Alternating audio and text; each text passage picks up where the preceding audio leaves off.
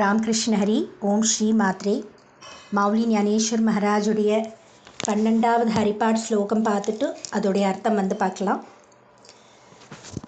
तीर्थव्रत name भाववीन सिद्धि वायाची उभाधि करसी जना भाव भले आगले हेरवी नागले करथली आवले तैसा हरी परियाचारवा खेधा भूमिवरी यत्न परोपरी साधन तैसे ज्ञानदेवा मने निवृत्ते निर्गुण तिधले संपूर्ण माज्यहादी हरिमुखे मणा पुण्याची घनाना कोनकरी.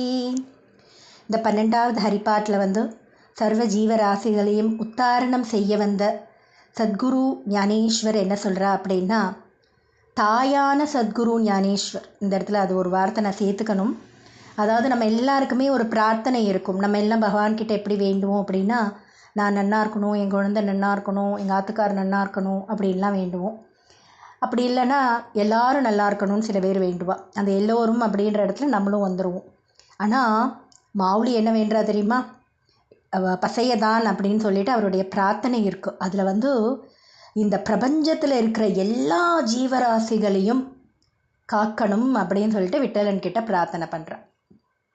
அதாவது ஒரு அம்மா, நம்ம நம்ம குழந்தை நல்லா இருக்கணும்னு நினைப்போம். அப்போ இந்த பிரபஞ்சத்துக்கே அம்மா இல்லையா? மாவுளியாச்சு. மாவுளி அப்படின்னா மராத்தியில் அம்மான்னு அர்த்தம். அதனால் ஞானேஸ்வர் அந்த மாதிரி வேண்டுவா.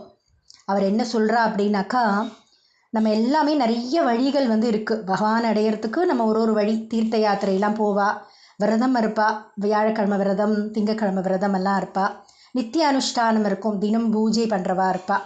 ஸோ அதெல்லாம் ரொம்ப நல்ல விஷயம். ஆனால் அதில் உனக்கு நம்பிக்கை இல்லை, திருட நம்பிக்கை இல்லை, உனக்கு ஒரு பிரேமை இல்லை, ஒரு விஸ்வாசம் இல்லை அப்படின்னா எதுவுமே பலன் அளிக்காது. சும்மா யாத்திரை அன்றைக்கே சொன்னேன் நான், திரிவேணி சங்கமையில் இதில் நம்ம போய் குளிக்கணும் அப்படின்னா அந்த யாத்திரையெல்லாம் போகிறவா சில ஜாலியாக போவா, அந்த மாதிரிலாம் சொன்னோம் இல்லையா? அதே மாதிரி விரதம் இருப்பாள். விரதம் எப்படி இருப்பான்னா, 1 மணி நேரத்துக்கு ஒரு தடவை பால் சாப்பிடுவா, பழம் சாப்பிடுவா.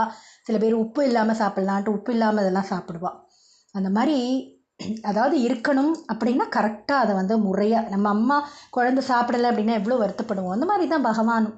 நம்மளால் இருக்க முடிஞ்சால் இருக்கணும், இல்லையா இருக்கக்கூடாது. அதில் அந்த நம்பிக்கை வேணும் நமக்கு. எல்லா விஷயத்துலையுமே நம்ம பண்ணுற பகவானுடைய காரியத்தில் நமக்கு அந்த நம்பிக்கை இருந்தால் மட்டும்தான் பலன் கிடைக்கும் அப்படின்னு சொல்கிறா. இல்லை அப்படின்னா அது என்ன மாதிரி இருக்கும் அப்படின்னா, எல்லாமே படாடோபமே, அதாவது சும்மா ஒரு பந்தா தான் எல்லாமே, அந்த மாதிரி ஆயிடும் அப்படின்னு சொல்கிறா.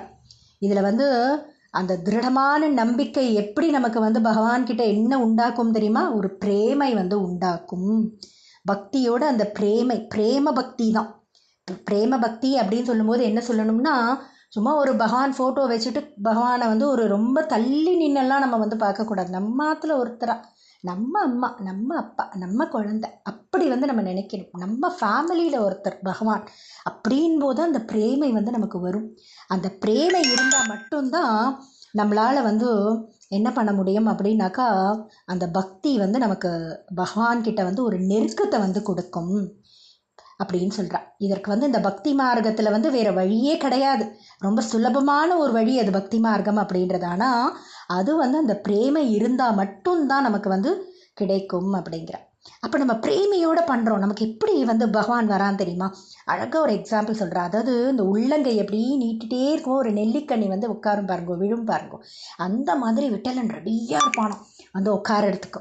கையில் உட்காரத்துக்கு ரெடியாக இருப்பான். நீ அந்த பிரேம பக்தியோட ஒரு நம்பிக்கையோடு நீ பண்ணும்போது பகவான் உன்கிட்ட வர்றதுக்கு அவ்வளோ ஆசைப்படுவான். அதே உனக்கு நம்பிக்கையும் கிடையாது, பிரேமையும் கிடையாது, ஏதோ ஒரு இதில் ஒரு டியூட்டி மாதிரி நீ பண்ணுறேன்னு வச்சுக்கோயேன். அப்போ என்ன ஆகும் தெரியுமா?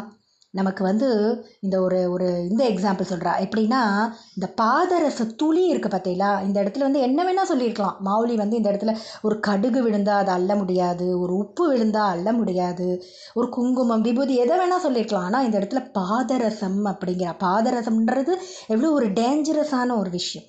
அது ஒரு துளி, ஒரு துளி விழுந்தால் கூட அது நீக்கிறது எவ்வளோ கஷ்டம். அந்த மாதிரி அப்படின்னு சொல்கிறான். நீ உனக்கு நம்பிக்கை இல்லாமல், ஒரு பிரேமை இல்லாமல் நீ பண்ணுற நாம சங்கீர்த்தனமோ இல்லை பகவான் நாமா சொல்கிறது எந்த மார்க்கமாக இருந்தாலும், எந்த ஆராதனையாக இருந்தாலும் அது அதுக்கு சமம் அப்படின்னு சொல்கிறான்.